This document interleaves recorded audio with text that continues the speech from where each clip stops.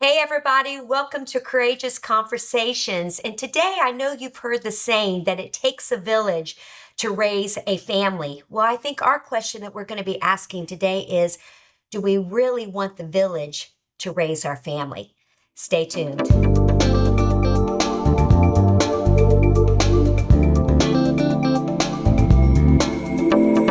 Welcome back. We're so excited to have you today joining us, and we're going to have some fun today. It's just going to be some deep conversation, and maybe you want to grab your cup of tea, maybe call your friends and say, hey, you need to join into this conversation, because any of you who are parents or raising children, I think this is just for you today, because all of us that are here today, not everybody, thank God, but we've all raised kids and we're in the middle of the fight. And, some we're doing right and some we're doing wrong, and we're going to learn from each other. And so we're going to have some fun. I want to introduce you to some folks here with me. This is Michelle. And I got a question for you today, Michelle. What is your favorite comfort food?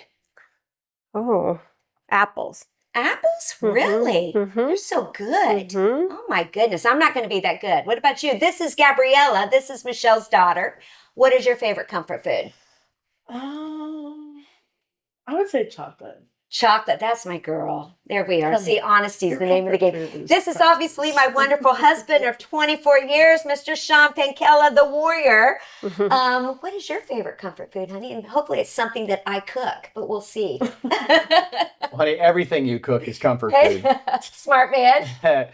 Dark chocolate and ice cream. Oh, amen. That's All good. right. Well, that's good. So maybe you guys want to pop into us what you want to say that your comfort food is. We all need some good food, but we're going to have some good conversation today. And I'm really excited because, we're all raising kids, and it's different these days, right? So our question is, do we want the village raising our children? What is the village? Does anybody, when they say we want the village, to help us raise our children, what does that mean to you? Interesting question. I think the village means, the school, the environment, but the village can also be inclusive of social media, which is really a tool that has taken over in raising our kids. Yeah. I think of the village too as the community that's around us. I think that we're like, that's the hard thing, is we're trying to raise our kids because we need community. I mean, it's one of the number one things that we need.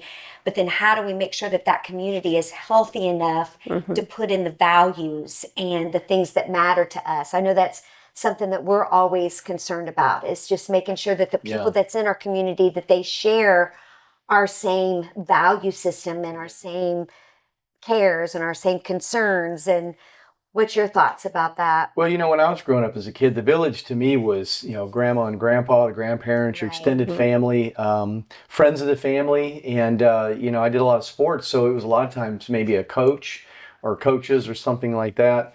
And I think for me, the important thing is when I think about what is the village back then, and as I grew up, it was, something we could control. It was kind of an environment that we, had some control in, you know what I mean? Right. Today, I don't know that the village means what it used to mean. So I'm a little concerned about that. Yeah. So that brings up a good point. So, some people say that it was easier 30 years ago to raise children, and some people say that it's easier now to raise children. What is your thoughts on that? I think it's tougher today, to be honest with you. I really do. I think today's harder. Why do you I think? think there's, Why? Michelle mentioned social media. I think that there are so many stimuluses coming in at our children just from every angle. And it's, as parents, you're working, you're full time, you're busy trying to, do what you got to do to run a household and your marriage and your family. And you don't have time to focus on all of the things that are coming at your kids all the time. So it's a struggle, it's a fight, it's an ongoing daily on purpose effort to really make sure you know what's coming into your children's lives. And I think that for me is the fight. That really is the fight. And that's why I say I think it's harder today than it was 30 years ago, because when I was a kid, it was like, I'd be watching Bonanza on TV, you know what I mean? And so for those of us that were born in the 70s, you You know, just aged us. Stop oh that. boy, I don't know but who Bonanza is. you know now, you know, now it's like you could be on 50 different topics across social media, and in 5 minutes, you know, and you don't even know what's going to pop up. So nerve-wracking. Yeah. Okay, so that is one of the cons. Tell me, like, as you know, a 20-some-year-old girl, tell me what you feel like the pros and cons are now for growing up in these times, you know, because you're at the other side of it. You know, we're trying to parent, you know, we're trying to coach you, we're trying to, but you're the one that's living in all of it. And, you know, you're feeling the pressures. You know, maybe you can throw at some of us what some of the pros and the cons are to now. I think especially like my generation gets Mhm. really nervous about raising their kids because at least for me, it was like kind of the cutoff. Like we had the first couple of years of us like growing up in our childhood Mhm. was playing outside with our neighbors and being able to have like no electronics. And then once we got to a certain age, that's when it started really getting introduced. So I kind That's of get to interesting. understand a little bit of it, Mhm. but people younger than me, like my cousins, they don't understand that. They don't. So it's a little scary for me wanting to raise kids and wanting to have them not be on social media because I know like you learn so much more when you're not supposed to at such a young age. Mhm. Um so it's just difficult. A lot of people want to put like boundaries and limits, but those could always be broken. Like you can never watch your kid 24/7, you know? But that's an interesting, I'd love to hear your thoughts about that because, you know, for us, it's, you know, that's the thing is about a parent is we want to protect, right? Mhm. We want to, I mean, that's God given. I mean, Yeah. we say that all the time. My husband tells my kids all that all the time. He says, until you get married and walk down that aisle, I'm your covering. Yeah. And you want that. Yeah. And I watch my girls and even my son now, he's a man now. And I watch him be protected, but I watch my girls that it brings a sense of comfort to them, even though you maybe want to buck it a little bit, you know, because you Yeah. want that freedom. You're trying to spread your wings, but yet you want those boundaries, that safety that Oh, says, I am absolutely. protected and covered. So tell me, like, from maybe go back a little bit about when people were trying to protect your surroundings and maybe saying to you, hey, don't be on social media so much, or, you know, I don't know, just give me a little bit about what that did for you, giving you protecting those surroundings a little bit. Well, the first thing that pops in my brain is my parents, I love them. They put like an age limit to when I could um, get like Snapchat, for example. Okay. And so they're like, you have to be 16, I Mhm. think it was. And I used to get so angry at them. Like, everyone around me has Snapchat. Like, why can't I have it? Like, what's so wrong about it? And then as soon as I got it, I started seeing like people going and doing stuff without me. And it's stuff that was, It's very hurtful, isn't it? yeah, but it wasn't Mhm. intentionally harmful to me, but that's how I perceived it. Right.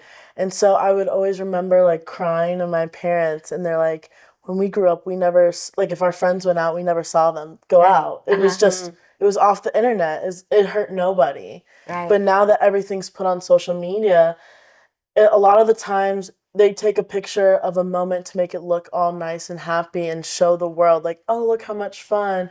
But you never really know if they're having fun. You're not, like, it just always makes you feel excluded. So it's been like, as I grow up and experience more things, I'm really appreciative of a lot of the things that my parents have done because I'm like, dang. But isn't it funny? It makes When you're in the sense. middle of it, you don't see Oh, it. yeah. I You know what remember being mean? so angry. Like, I don't understand why. And they're like, you'll understand one day. I'm like, why does it matter? But Now one day you're came seeing and I'm it. like, I get it. That's pretty cool. What Yeah. about you?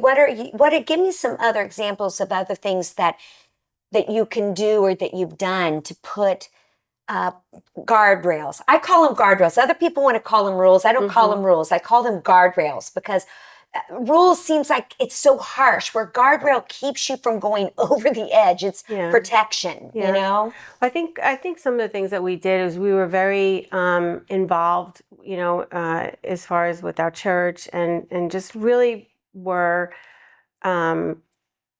selective, I guess is the word, of who we engaged our children with, and we wanted to make sure that they had the same values and the same kind of outlook, and their parents did as well. And I think that helped a lot, because there was a lot of unity as far as like our belief systems and things of that nature. And like my daughter said, we didn't allow her to do Snapchat. We didn't allow her to, watch certain, types of movies, et cetera, et cetera. And I think it made it a little bit easier, especially at a younger age, when she was around friends that had, the same restrictions. And There's the key. yeah, That's why I think community is so important, when you have Mm-hmm. other people that share that same value, because then when you're with those other kids who don't have it too, you don't feel like an outcast. Correct. Because you hear that statement a lot of, well, but my friends all have phones. I mean, my Yeah. friends all, you know what I'm saying? And it does make a difference when you can say no.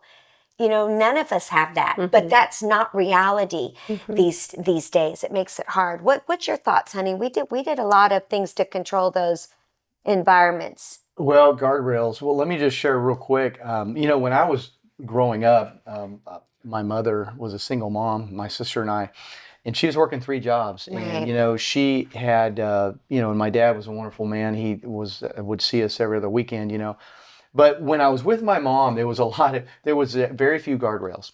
And I remember, even on like Halloween nights, 8, 9 years old, 10 years old, I'd be allowed to go out with my friends till just about as long as I wanted to go out. I mean, we're just out walking the neighborhoods, Wow. in our costumes and stuff. And when my dad got married, and I moved in with him when I was 13, all of a sudden here enters in, him into my life on a daily basis. And the first thing they did was put guardrails down. And Imagine that. guardrails. And Get to Daddy's house. Here was the first guardrail. The first guardrail was I had made plans with all my friends to go meet them at 8 o'clock at night on Halloween night, And lo and behold, my curfew was 8 p.m. And so I went down there, waited for everybody, and by the time they showed up, I had to go home. And, the moral of that story is then I hear later all of the stories of what happened, all the things I didn't get involved in, and it was usually not any good, And so I realized as I grew up that there was a lot of things that I was kept out of that just, because of those guardrails. So for our kids, I mean, obviously social media, for you and I just, we just never... It was not an option, and I just personally was like, no, not until you're older. And because I did, like what Gabriella said, I did see some of the things that social media would bring in, some of the harmful Comparisons, aspects. though. I think the comparisons. And I saw these was kids, so awful. and their self-images would just get beat on. It's horrible and nowadays. bullying and stuff Right. like It's that. And I'm like, horrible. wow, we had bullying when we were kids, but it was usually on the playground. yeah, And you dealt with it, right? And then you send to the principal's office, well, at least I did anyways. But, it wasn't this ongoing barrage of things like that. Bedtime, curfews, basic things, controlling the environment of definitely of who your kids are with, like sleepovers and things like that. Yeah. And Carolyn will tell you, sleepovers were always a big thing for me. I wanted to know whose house they were going to. I wasn't just going to let my kids go spend the night at somebody's house, You better know who those parents are. You better, even if you think you know them, you better know the kids that are coming over that maybe you didn't even know were invited to come over to that sleepover. And I know I'm probably getting into some other topics, but guardrails, it was like you just had to be really on purpose, and I think that's the main thing. It's just if you're consciously aware and you're really on purpose, that's step number 1, engaging. Wait, how many times you hear we say that word all the time? My husband we used to always have so many like Bible studies and women's retreats and stuff at my house. This poor man, he's had so many women at our house. But the thing that he would hear over and over from women, was it not? I wish my husband would engage. Or engage, yeah. I wish my husband would engage. And I think that, and he would listen to me and he'd come back to me and goes, really? I'm like, yes. We're living in a society that, you know, I know men are, and this is not the topic of today, but I just want to touch it quickly. You know, men are under so much of attack, and they are. But the problem is you look at any society, you know, I've traveled the world, I've done ministry and mission work all over the world. Anywhere you take men out of the equation and out of their position of leadership of the home, it's the women and children that pay the price. Can I add something to that? Please. I would say anytime you remove a positive, godly man Yeah. out of the equation. There you go. Yeah.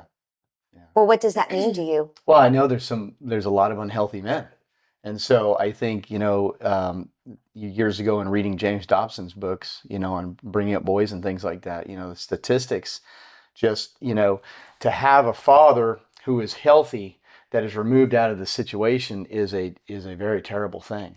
To have a negative father in the situation, it would be better to not have a father at all.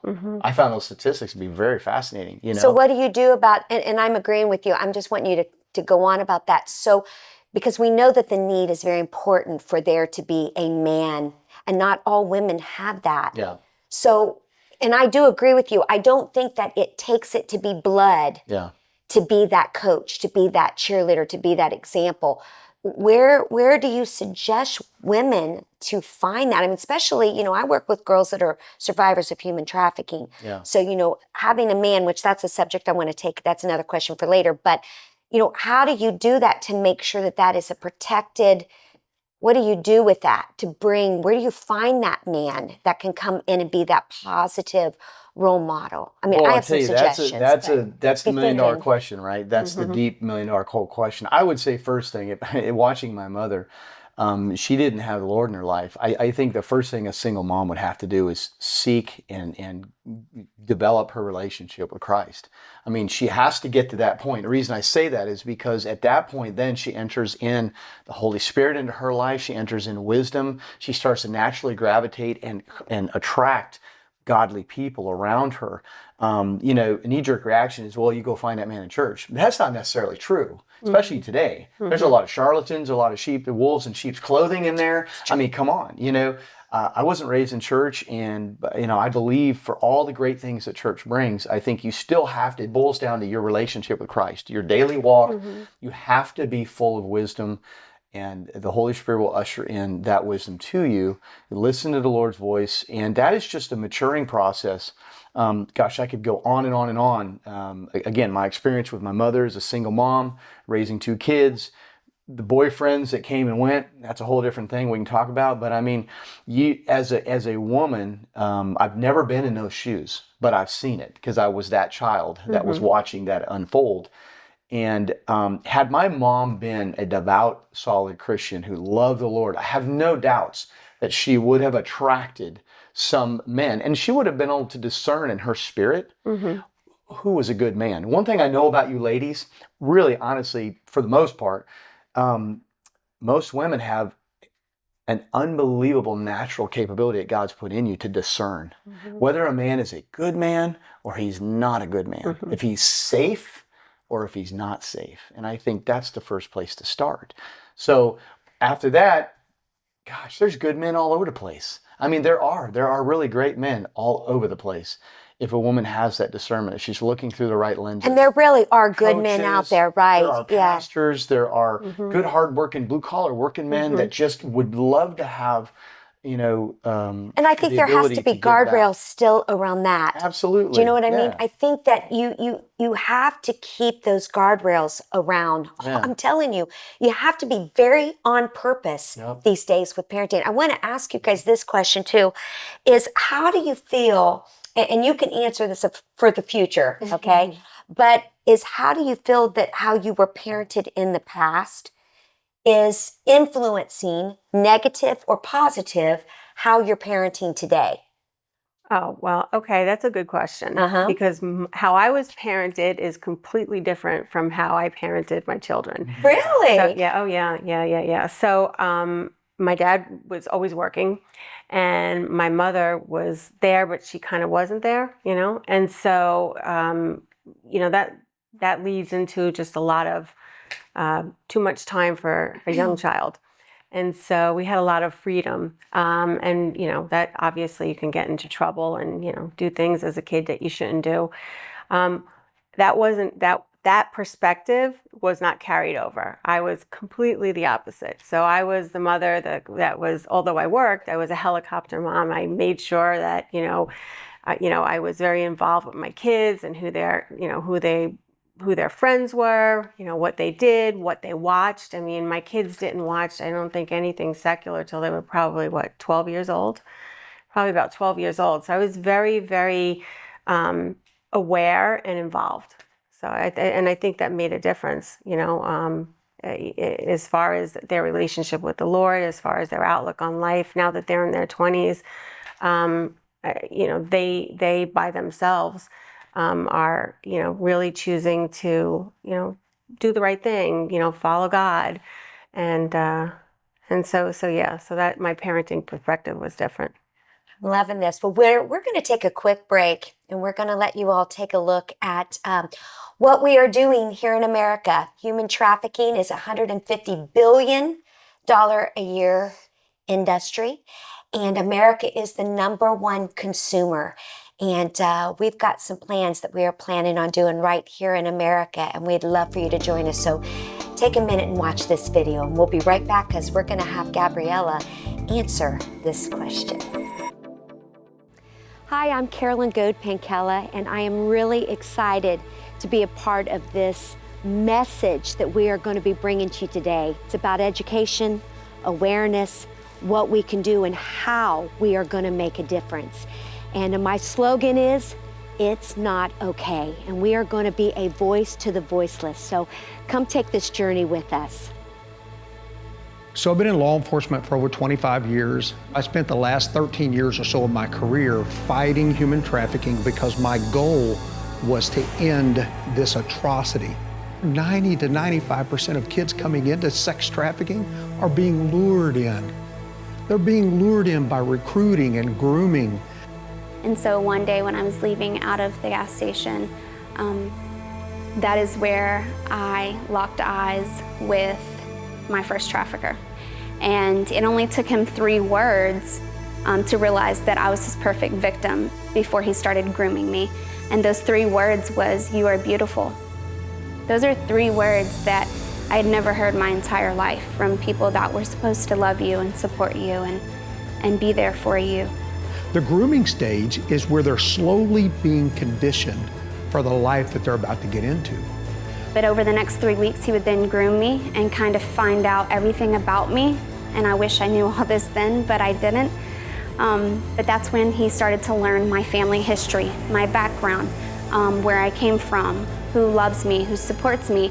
So one of the fastest growing aspects of minor sex trafficking or sex trafficking of minors is what we refer to as familial trafficking. That's kids being trafficked by their own families. Both of my parents were drug addicts and alcoholics. So my dad had a stroke when I was 9, then that left him disabled. And after that, my mom got involved with more drugs. She started doing crack.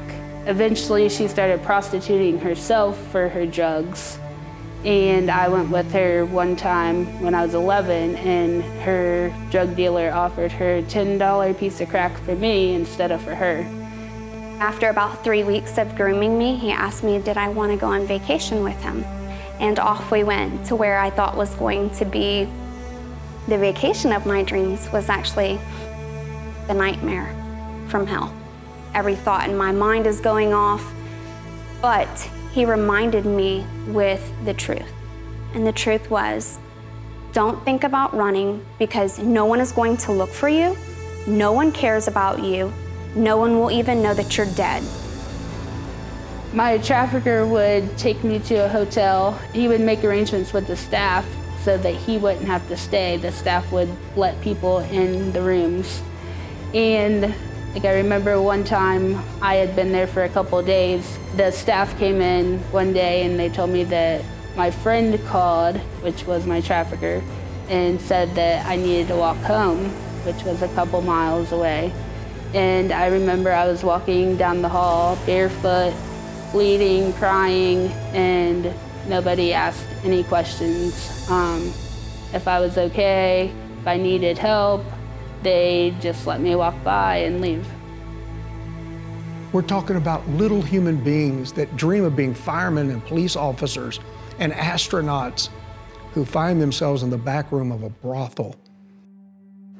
And so you're probably all wondering, okay, well, how did you get here? How did you get here? The time when I finally got that courage again, right, to walk into that church completely broken. I remember sitting there like this, and they were in a DNA series, and they were talking about God's DNA, love, acceptance, mercy, grace, being adopted into a family, right? All these things that we know about God's love, but however, I never knew them. I just remember sitting there weeping with my face in my hands, like I've been looking for this my whole life. The ILO says that right now, while we're sitting here, there are 40.3 million victims of human trafficking in the world today. The only way to combat it is for every individual to become angry enough to realize that to stop this, I must be engaged. We've got to be a part. We're asking you to join this fight with us. Alone, we can do so little, but together, we can do so much. They need a place where they can come and just find that healing. A place where they can recover their voice. They can recover their dream. They can recover their hope. And they can recover what it truly means to be created in the image of God. So we need safe homes. And I get chills just even saying it to you because I see the difference that it makes to pull these girls out of the situations they're in. And guys, it's not rocket science what we're gonna do. We're gonna just love them.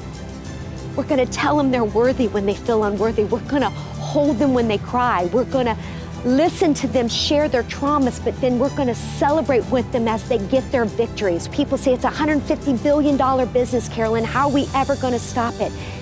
Listen, one person at a time. They're born one at a time, they die one at a time, so we reach them one at a time. You be the voice for the voiceless. You be the hope for the hopeless. And you be the love for those who have not experienced love in a long time. We can't give up. We can't stop. But we need your help today to make a difference in one girl's life.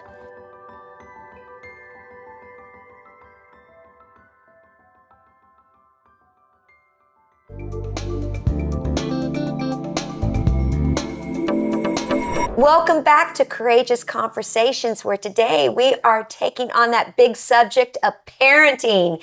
And I've got my beautiful family and friends here today, and we're so excited. Gabriella, so tell me, your mom was just sharing with us some of her parenting things that she did a little bit different from, the way that she was raised. And, she was saying that you guys didn't watch a lot of secular TV and didn't. Tell me how you felt like that worked for you, negative or positively. And I understanding this is just you and you're not representing all the world. We're talking about you. So I've actually thought about this a lot because wanting to be a parent someday, you think about, I know I'm still young. Yeah, I you think are. about like what I would do the same or differently.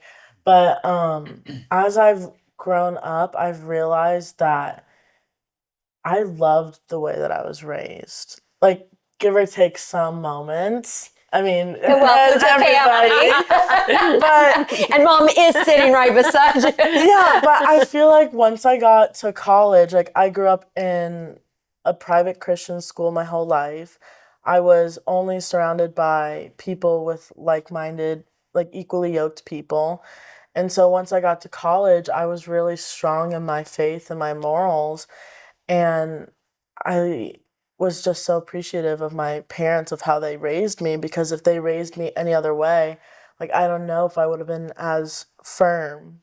Tell me some of the things that you feel like they did that really was solid, because there's going to be a mother out there or a father going, give us what from a 20-some-year-old girl, what are some of the things, because you're beautiful, you've obviously went off to a secular college now, Yes. you know, you want to be a psychologist, you've got all these big dreams, but what are some of the things that you feel like, you know, because I'm sure you've tested the waters a little bit, you Yeah. tried to find, that's human, you know, we all do that, Yeah. you know, but tell me some of the things that, like, you know, you felt were positive and some that you maybe tested, but what brought you back? Maybe share just a little bit of that for somebody watching today. Yeah. Well, the first thing that comes to mind is my parents were always accepting and understanding of everything that's happened.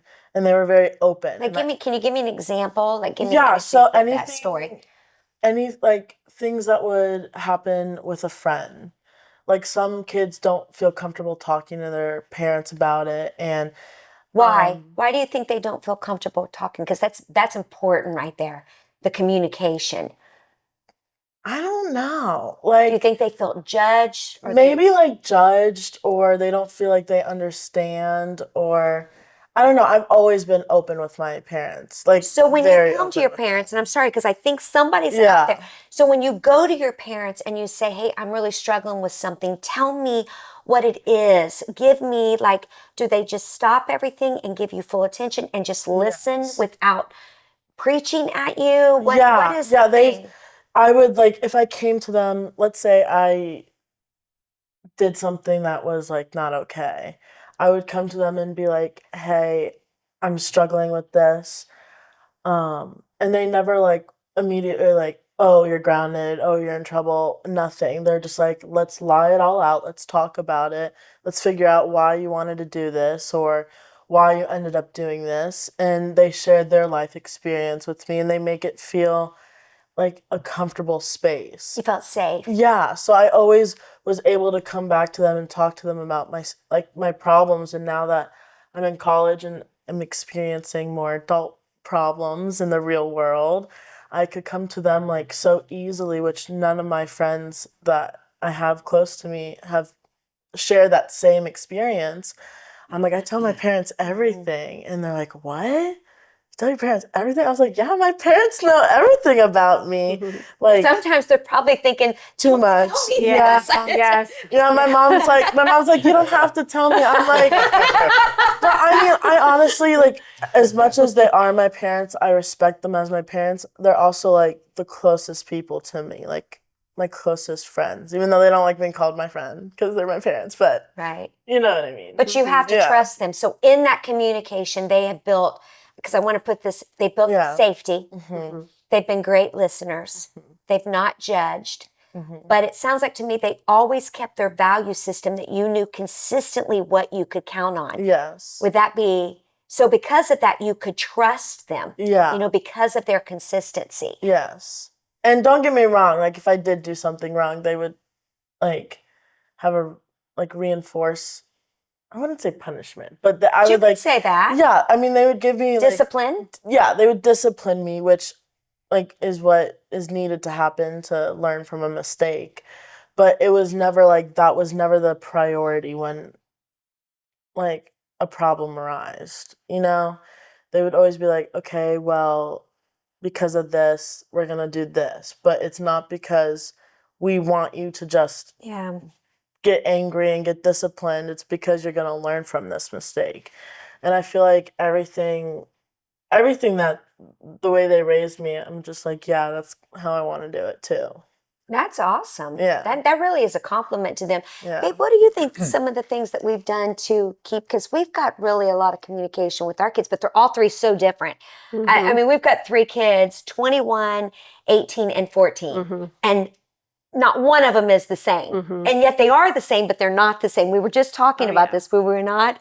How we have to communicate is so different. Same mom and dad, three totally different Yes. Yeah. beings. Yeah. Three totally different people. But what do you think some of the things that we've really worked on to be able, and I wish our kids were here today too, because I'd like to hear their Well, feedback from this. Okay, just from my personal growth as a parent, because I was really not, I don't think I was a good parent when I first started out. Here's this, I remember being at the hospital and they're like bringing you all out and wheeled you out and there's the baby and I'm sitting there with the driver, I'm like, where's the manual?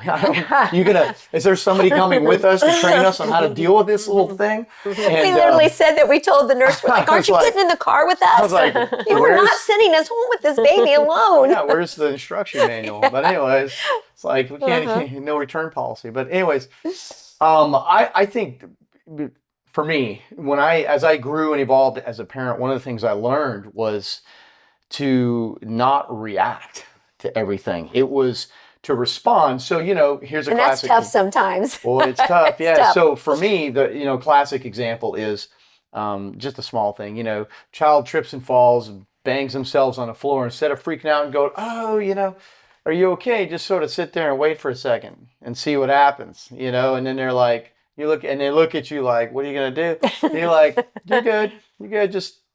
Just go ahead and get up, So it was not reacting, it was responding in a controlled way. And that kind of morphed into, as they got older, the issues, instead of tripping, falling, and scraping themselves, is now bigger, like you said, Gabriella. It's more grown-up things that they bring to your plate. And now you're like, some of it you're just grinding inside. You're going, oh my God, you want to go outside and scream out the door and then come back in and go, yeah, we're good. No, we're good. Yeah, we're good. Scream out the door.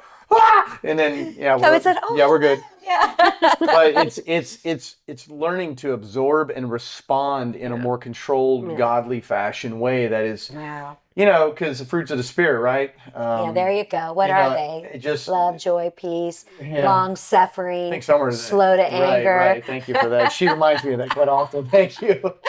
Let me write that down. I got reminding me of all that. Yeah, I need to write those down again. Maybe I need to go back and meditate on that. But I think that for me is a big thing because I think a lot of people, we can get so emotional and caught up into the moment and forget that you've got your child or your young adult is coming to you, bringing this to you in a trust seat. Like they're coming scared. to you. There's a moment there where you can either ruin that trust or you can reinforce that trust. And I think how we respond to that is everything. Amen. Now, does that mean, I'm just going to be their friend and, just listen to them and all that? Gabriella, I think, really said that quite well. It's like, it's not that the guardrails come in, right? So the parent says, okay, I listen to that. Here's my best advice of that, right? As they get older, different, age appropriate, right? If little Johnny's going down Walmart aisle and starting to rip stuff off the shelf, I'm going after little Johnny.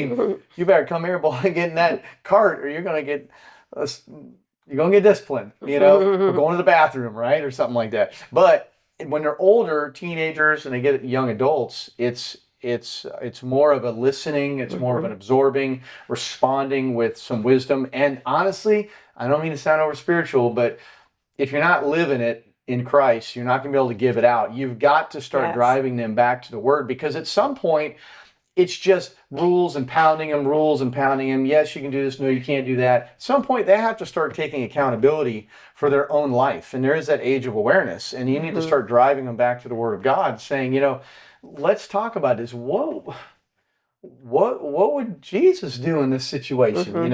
I hate to sound so cliche, with what would Jesus do thing, but is that not what we're trying to achieve? We're trying to live a life that would be honoring of Christ. And that's how we're supposed to model that for our kids. And it's funny that you're saying that, because I remember when our kids were younger, I remember that we had read a book that is still one of my favorite books. I'm telling you, if you've got young children, it's called To Train Up a Child. And fantastic book. You're going to read it and you're going to think, Carolyn, you and Sean have lost your living minds. And and I'm not kidding, but you've got to read a book, take some things, throw out some other things. But there was some basic things in there that I think we grabbed onto at a very young age. And the one thing was consistency. And that's why I wanted to hit that, because consistency was everything. And what they said is, don't walk around and get your kids, like so many of you at home, everything just goes crazy. And you're saying, Johnny, you stop that. And Johnny's like, Mommy ain't there yet. And I'm telling you, kids will hasn't counted to outlast 10. you. She has not. Yeah. Johnny, don't make me count to 10. Oh, mommy ain't there yet. You can get, and the higher and higher and higher, he is training you what to do. Well, what they teach you in this book is to say, Johnny, I'm just using, we don't have a kid named Johnny, but Johnny, I'm going to give you one chance. Now here's back to where it's consistency. I'm going to give you one chance. My tone's going to stay this way. And he encourages you, do not raise your tone, because the kid will start learning, oh, she is not there yet. I have not pushed mama to that button yet. You ain't count to 10. I'm going to give you one chance, because remember, we got to train him first. I'm going to let you know what the expectation is. The expectation is I'm going to ask you to settle down. This is what I want it to look like. I'm going to model it for you. I'm going to show you, because I can't just say it. You maybe need to see it. Got to know what the expectation is. And if you don't, I'm going to give you what the consequence is. Now, what the thing is most parents are like, they do it and they just let them get away with it because they're exhausted, Right. which they know we're exhausted. Yeah. But the consistency is where it comes in, that you go, no, now I've got to follow through. And that's what they teach you, is just you train up a child. You don't spank up a child. You don't beat up a child. You don't yell up a child. You don't beat the child down with your words, because words are powerful. You train them up by our consistency, that we stay calm, that mom and dad aren't going there with you. We're not going, because we're the solid force to be reckoned with. We're the stable force that when you are flungering, we're still here to be that wall. You know what I'm saying? And I remember there was sometimes it would hit me when our kids would be running across the street. And you know, when you scream to the kids, stop. You don't want them to stop after 3. You meant stop now, because that car's coming and it is a matter of life and death. And I remember Sean and we would talk about it, and I'm like, you know, I really get why we're doing that now, because what we're really training them to do is to be obedient to the Holy Spirit. That when the Holy Spirit says, Gabriella, don't head there, that Gabriella knows that doesn't mean tomorrow, and it doesn't mean after you've done what Gabriella wanted to do, that he's looking out for you, that something's heading your way, and I need to stop now. And that is really what that consistency of we are teaching our children, in our consistency and our discipline, really how to be obedient to the Holy Spirit. And no offense, that's all we're doing, is really training up that child how to be obedient to God, because they're going to get out. You're going to be out on your own. We're just hopefully pouring the things into you that give you the foundation to make the decisions that God has for you. So I know that was pretty long. What are you thinking? You know, and I know Michelle's thinking the same thing. As you're talking, there's so many ideas that are popping in our head, right? As parents, now the juices are flowing. We're starting to think about this and reflecting back. Juices are flowing. 3 things. One is Shepherding a Child's Heart. That's a great book. Okay. And we'll talk about that. To Train Up a Child by Michael and Debbie Pearl. And the fact that if you have a 2-parent home, that how important it is for mom and dad to support each other and to be on the same page. And back each other. And back each other. If you have a disagreement about how to handle a situation, do not do it in front of the children. You know, don't do it in front of the kids as much as possible. Now, have we all made mistakes and messed up on that? Absolutely. But at the end of the day, the children need to know, and it's security to them, that mom and dad are a unified front. Because, you know, there's wisdom in a multitude of counselors. So we are each other's initial multitude of counselors. You know, we bounce those ideas off each other. There's been times when early in my parenthood, when my son would have done something I thought was disrespectful to my wife or something, and in his little world, it was probably no big deal. To me, I'm like, oh, heck no. You know, and she would just be like, it's okay, honey. And she would just sort of tap me, you know, be like, calm down, it's cool. You know, and I'm like, okay. But I wanted you to discipline. Right, well, we did discipline That means too. to train. I'm not talking about beat them up. I'm just saying, yeah. Yeah, but I mean, you know, but you iron sharpening iron, even as husband and wife, you're working with each other, right? And so. But I will say, I always appreciated you being that backbone for me. And we did really work on that a lot, is that when we would say, and there was times that I would do something and, in front of the kids, we're like, what did dad say? And no, we're gonna back that. But then we would get away, and you might say, what'd you do that for, babe? Like, what was it? And we'd have to talk it out. And then sometimes I might go, well, you're probably right. Maybe I shouldn't do that. And I'd have to go apologize. Like, hey. Most of the time it's the other way around, but that's all right. Not always, but and I do think that is important. But I will say this, and I do want to add this: I was raised in a home that my mother had no voice.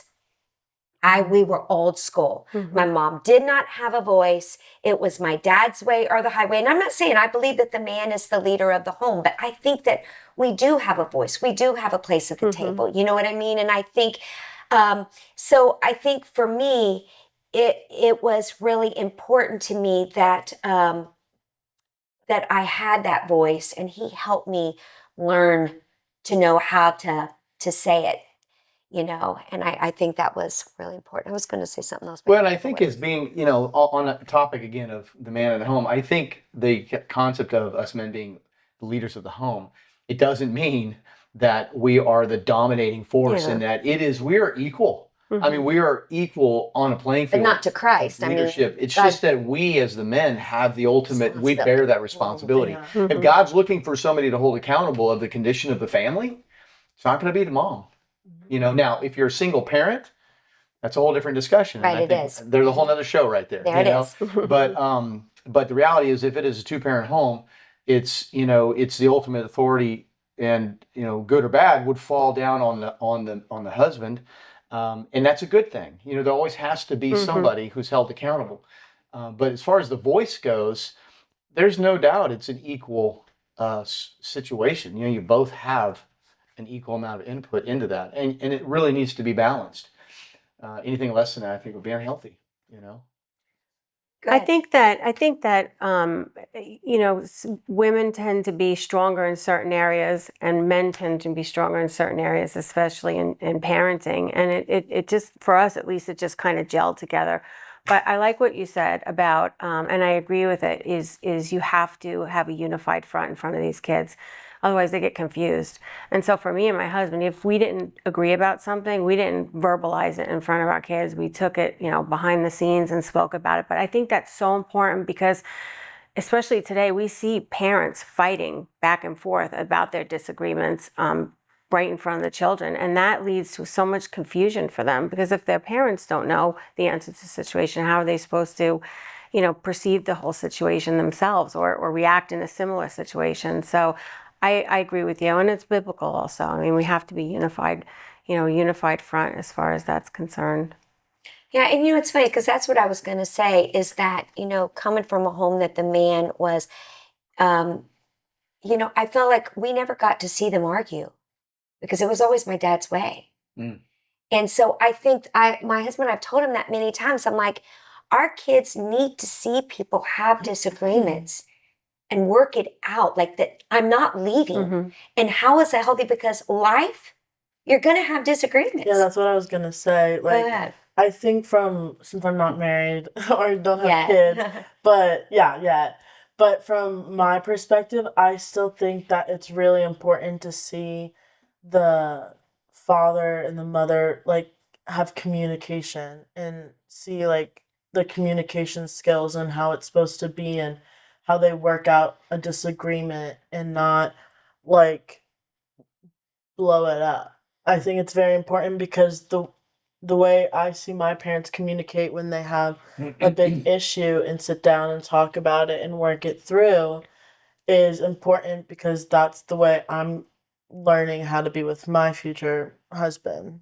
So I think it's Mhm. important It's for modeled. families to, even though you don't want to, some families I know, like they've never seen their parents argue ever, never seen them disagree Right. on anything ever, which sounds nice, but like, how are you learning how to communicate with others? Right. You know? And So- it's very important. So that brings up another point then, because it's sort of bringing up the discipline. How important is discipline to raising our children?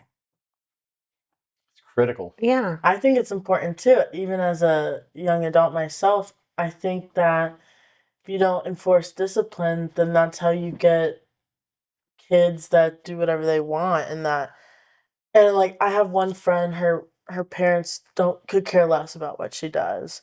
And so she does anything, stays out until 2, 3, 4 in the morning. Like this is when we were in high school too. Doesn't care. And then like I have rules. I can't go out past a certain time on the weekdays and weekends.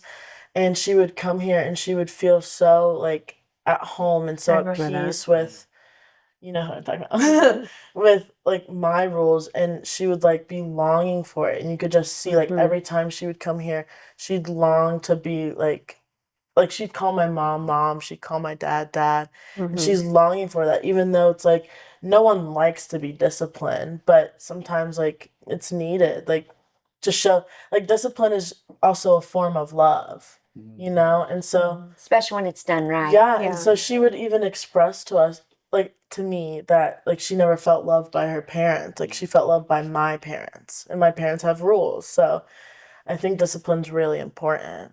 That's fantastic. What do you think? What do you think Well, about you know, discipline? there's a reason why structured environments have such a positive outcome on people. Now, not everybody's Yeah. cut out, but look at the military. Look how many people, young people, come up and they didn't have a lot of structure in their life, and then they go into the military, and they for the first time learn what a healthy boundary is and how to have a consistent lifestyle, scheduling, responsibility, these things that you think as a kid you don't want.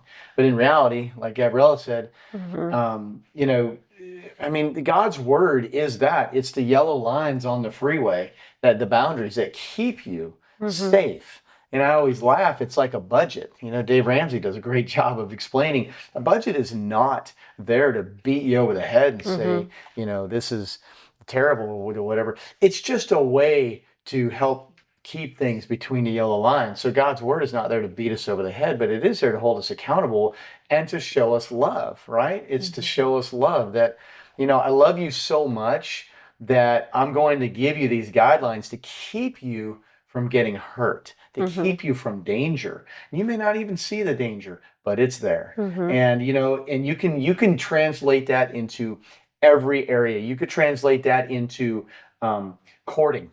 You find somebody you're interested in. I say courting. I always told my wife, I said, before we got married, it's that we were courting. And then when she became my wife, she became my girlfriend, and then we dated, So to me, that was a guidelines. But anyways, Smile. But I mean, when you're courting, you have guidelines, right, to keep you out of trouble. You don't need to be going to places by yourself. You need to keep it in a group and things like that. That's a healthy thing. It's always healthy. You're never going to go wrong with that. So I really appreciate you saying that, because that's really cool. Do you think that we are lacking discipline in our, because I mean, I know, you used to own those restaurants for 10 years, and man, we had so many youth that came to work for us that you really became a mentor and a coach. I was like a dad. You were like a dad, and still do that a lot, Yeah.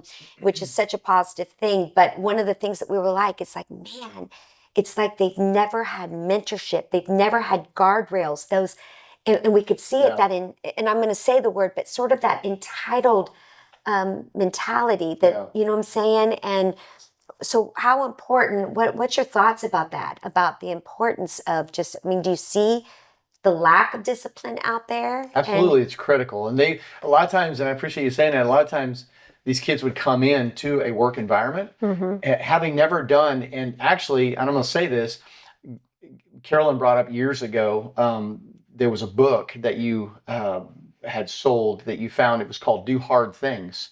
I did them on another television show. I interviewed You them. interviewed those, the authors of those, Yeah. And that concept of do hard things is really amazing, because to me, I watched these young kids come into a work environment that had never really done hard things. Like they'd never really been put to task of staying consistent and having discipline. But when all of a sudden they realize that the gas that goes in their vehicle costs them a little bit of money, and there's nobody giving them money, now all of a sudden they're like, I need to go to work. And so they would come in with some of them with a little bit of a chip on their shoulder, like, yeah, I'm here, I just need to get some money or whatever.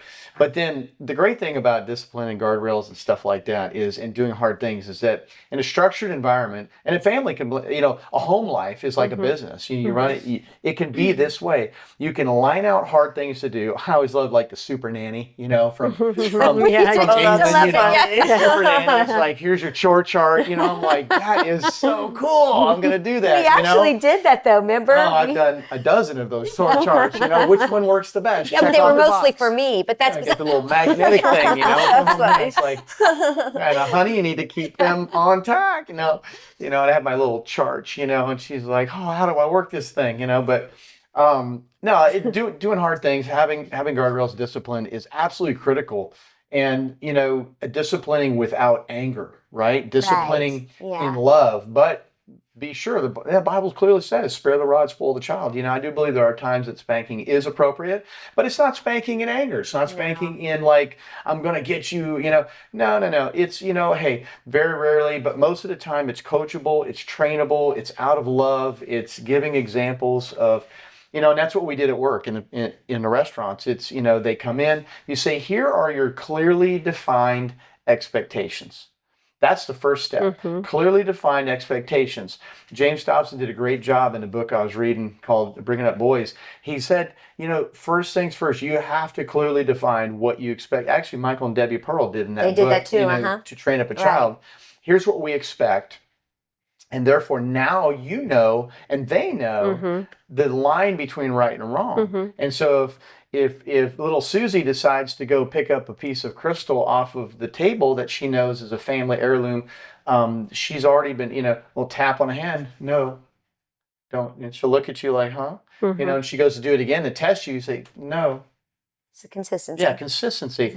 And now she knows where that line is. I'm not supposed to do that, And whereas opposed, if you didn't have any of those guardrails or guidelines, they just wouldn't know. They just would do it. They'd stay up all night long, and they couldn't figure out why in the world their life felt out of control, But then they walk into a home that's got structure and has mom and dad there, and single parents can do it all day long too. This is not something that just mom and dad can do. Single parent can easily set up rules and guidelines in their home and make it where they consistently follow those rules and guidelines. I think I answered your question, but I have no idea. I've lost that whole train of thought. I just sort of went off my own tangent. It was good. So, I want to hear her thought, but I think it's interesting for me that, and I was raised. I've been raised to be a worker. I mean, my goodness, in our home, my dad was, if you don't work, you don't eat.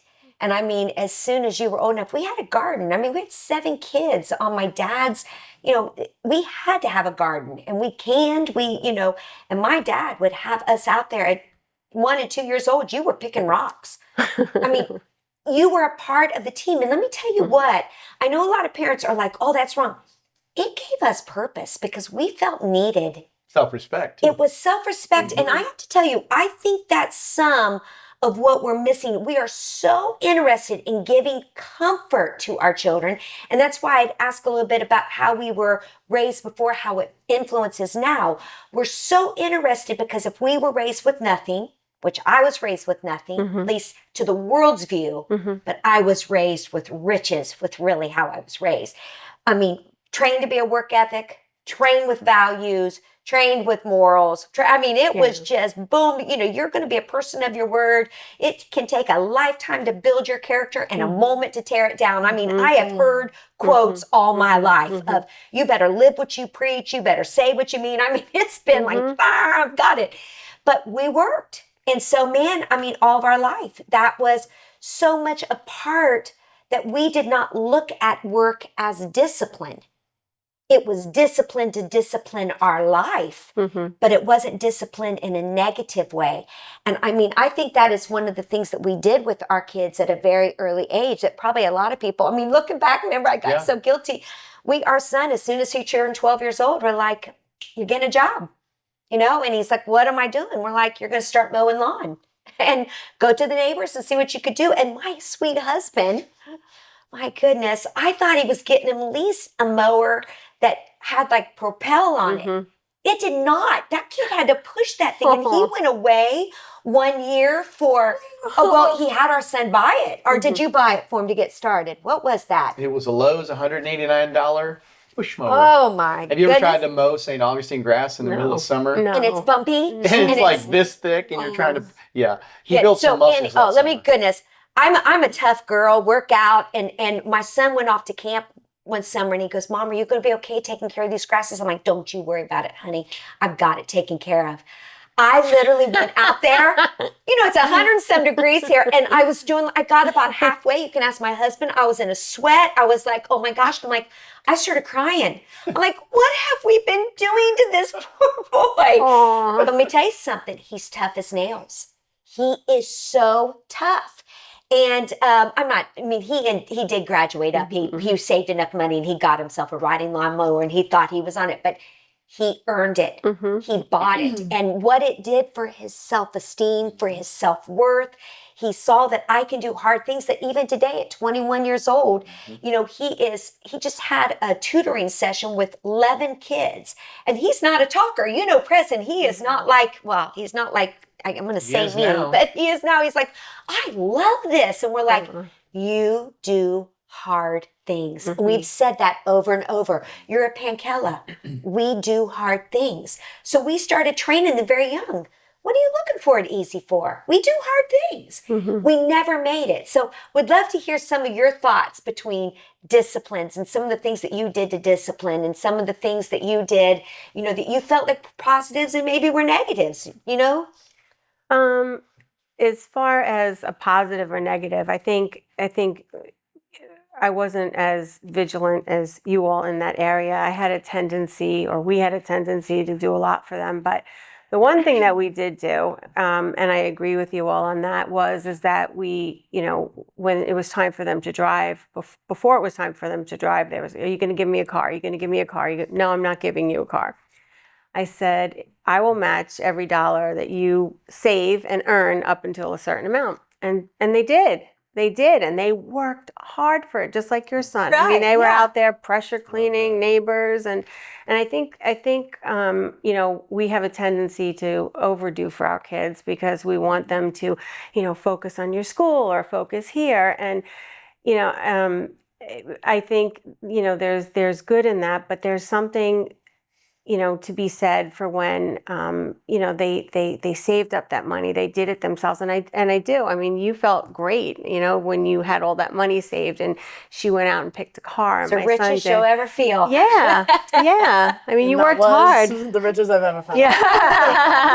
Now I'm No overhead, got that money in your but pocket. now I'm a college student. That's so- right. Yeah, Reality sets in. I know. Yes. We get it. But I think there's so much that because I do. I think that it empowers them when they do things, and as far as like instead of just giving, it does empower them when they do things themselves. As far as the discipline aspect, we were consistent. I like what you said. You said that it was not our focus. I think you said something to the effect that our focus was never the punishment. Our focus was really just getting to the root of the issue, because if we didn't get to the root of the issue, it's going to happen again. And so we spent a lot of time with them, finding out like, well, why did you do that? And really kind of digging down into it. And, and we always brought them back to the word. And, we did teach them that there are repercussions. I mean, so they were, you can't watch TV. We took the phone away, whatever it was. So they did know that there was a reaction. And I think it's really important for these kids to know that there's a reaction, because a lot of these kids, when they don't have those guardrails, those clear line defined, what happens is those kids later on in life, statistically, become in situations where they're, they violate the law, and they become, a lot of them become recidivists. I saw a lot of that, earlier in my career, just the recidivism, and it was always from, broken homes and parents who weren't around, et cetera, et cetera. So I think the discipline aspect is extremely important, and the consistency, as you guys said. Well, we live in such a time right now that really the world is. And I think they're backlashing from so much. It's back to that whole thing of how we were parented in our past. that, people were so harsh, people were just felt like people were getting beat and they were being beat down. And, I do not agree. I mean, I can tell you can ask my husband, I am not a woman who sits silent when I hear, and I'm even out in public, I'm just telling you something. If I see a parent, I will say something. And I know we live in a world today that says, mind your own business. No, children are our business. And if we don't say something, it's that whole thing, see something, say something. And I remember one day, I was going into a grocery store and I saw a woman grabbing the little girl by her ponytail and pulling her out of the car. And I'm telling you, I immediately felt my blood pressure. Just, I know I turned red. And it went ding, ding, ding, ding, ding, ding. And I just kept saying, Carolyn, just keep your mouth shut, keep your mouth shut. And she was not getting any better. And I'm looking at this little girl who's just, and I finally went up to her and I just said, ma'am, I don't know what's going on in your life right now, but I just want to tell you that that's not okay to grab your child by the hair of its head. You know what I mean? And she looked at me and she said, you mind your own business. I said, sweetie, you're in America now. We don't mind our own business. And I said, and then I felt the Holy Spirit hit me and I said, I'm going to ask you one question because her boyfriend walked up at that time. I said, I'm going to ask you one question. Would you like him to get you out of bed in the morning by pulling you by your hair? And she just gave me a look. And I said, that's all I'm going to say to you is remember that feeling right there and treat her the way that you would like to be treated, or maybe how you want her to be treated in the future. And I walked away, mouth was shut, but I thought, Holy Spirit, I can't stay silent to it. So I think that we backlash and we swing that pendulum to the other way if there's been abuse or if there's been all that, because I do, and that's, I can see why we went to the other way that, everybody's like, oh, just let the kids do whatever they want and don't. I think that we have to come to that happy medium. And I say this because I think we need to be so on purpose. It's almost like making a game plan for your life. You've got to make a decision of what do you want your household to feel like? I mean, and maybe you're watching this right now, you need to write down on a piece of paper today, what are the feelings that you want to have in your house? Do you want it to be peaceful? Well, I don't mean it wrong. That starts with you. It starts, you are the leader of that house. And I tell women a lot of times, we control that atmosphere of that home. So if you don't want it to be yelling and screaming, please stop yelling and screaming, because you're disciplining them a lot of times for the very thing they see in you. They learn it from you. Maybe they learn it from your husband. So you can't discipline the children for the very thing that you have taught them. The other thing is make a list. Do you want your home to be full of peace? Do you want words to be spoken of love? Do you want there to be words of encouragement? I mean, it's almost like, do you remember when we did that? We made a list of what our value system was for that home. Yeah. And we met as a family. We talked about it and we made a decision of what are some things that we can do that we can bring that spirit into the home. And it made a big difference because we even brought the kids into that conversation. It's called the Family Constitution. And we stuck it on the refrigerator. Wow. We sure did. It was fabulous and then we brought the kids into it so they felt a part of it. They added so much value because, believe it or not, your kids really want a peaceful home themselves. They really do. And I remember there would be times that my kids would get in the car and they'd be all wound up from school. And I had done a lullaby CD a long time ago. And I would just put it in the car, just have it playing in the background. And you would watch the whole spirit of the car just boom, boom, boom, boom, boom. They just go. And I thought, wow, the spirit of just changing the music in that car. What are things that we can do to change the atmosphere? And so I just want to end this portion. We're going to do a part 2 to this, but I just want to end this with what are some of the things that they're watching today? What are some things that we can do to change the atmosphere in our home? The tone in your home. Tone in the home, baby. Well, there's a lot of things there. I think what you just said right there is it starts with us. Okay. Michelle, would you say that?